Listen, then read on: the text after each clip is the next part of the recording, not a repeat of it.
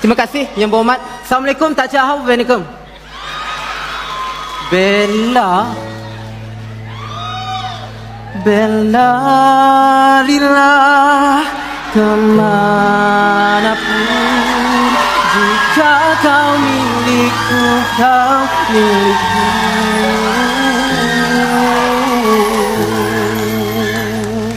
YB, kalau tak nak kasih, cakap je dalam dewan ni tak nak kasih. Jangan bermuka-muka di luar kata lain, di dalam kata lain, di luar kata lain lagi. Kasih. Sebab itu tak baik. Nanti mak marah. Ayo, mak marah. Nenek, YB.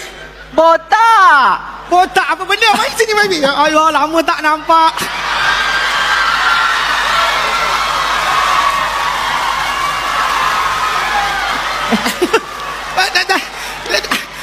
Di luar kata lain, di dalam kata lain. Yang ini atas lain, bawah lain. Dah kenapa?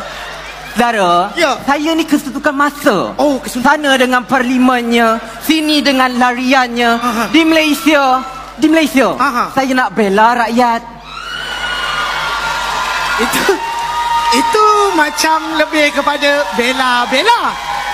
Mak jaga. Jaga.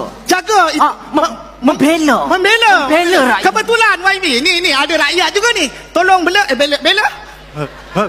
YB, dia bawa saya datang sini bawa jumpa YB sebab dia kata suara saya sanggup. Saya sanggup. Tak ada kan?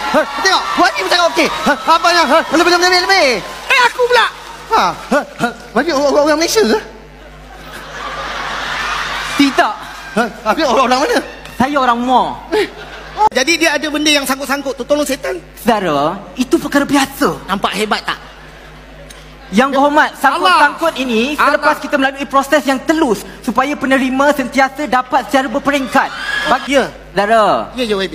Tu saudara saya. 1, 2, 3, saudara saya. Tu saudara saya. YB. Itu saudara saya, YB. Oh ya ke? Saudara saya. Hei, tolonglah.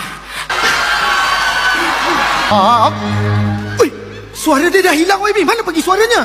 Suara rakyat di tangan saya. Tapi masalah dia tak selesai. Silapnya tu ada, tapi si gagap, kekurangan awak itu adalah kelebihan.